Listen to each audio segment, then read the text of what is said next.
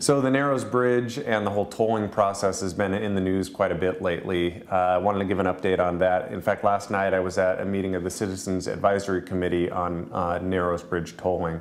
So lots to report.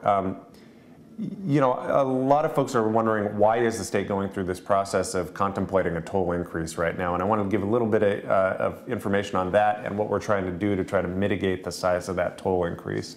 So why are tolls potentially going up? The biggest piece of it is rising debt service payments. When the bridge was first greenlit, it was funded through the issuance of bonds.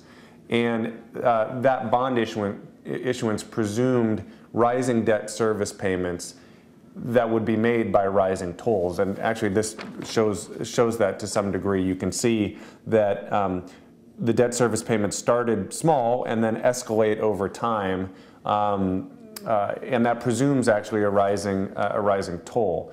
Frankly, there's not a lot you can do about that. I've asked the Treasurer's Office to look at whether the debt can be restructured and whether that makes financial sense for us, and they're looking into it, but there's not a whole lot of optimism there. The other thing I'll say in that regard is, as we've grappled with this economy, unfortunately, the number of trips going across the bridge are down, and that also starts to challenge the ability to make those debt service payments. So that's driving part of that conversation as well.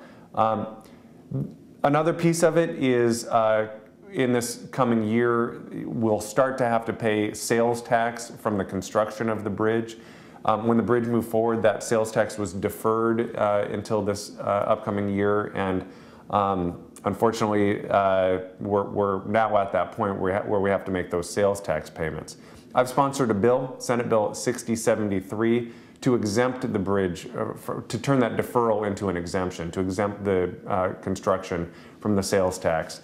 I have to tell you, I think it's nuts that we would have to pay a toll that would then go to pay a tax, particularly when the state didn't contribute a lot to the construction of the bridge. If we don't do anything on this, we will end up paying more in tolls to cover the sales tax than the state contributed to the project, and to me that just doesn't seem right. Another factor that's contributing to this potential toll increase is a suggestion from the Treasurer's Office that we have a minimum fund balance of 12.5%, basically a reserve set aside just in case there's some interruption in traffic across the bridge or something like that. I opposed that when they suggested it in the first place.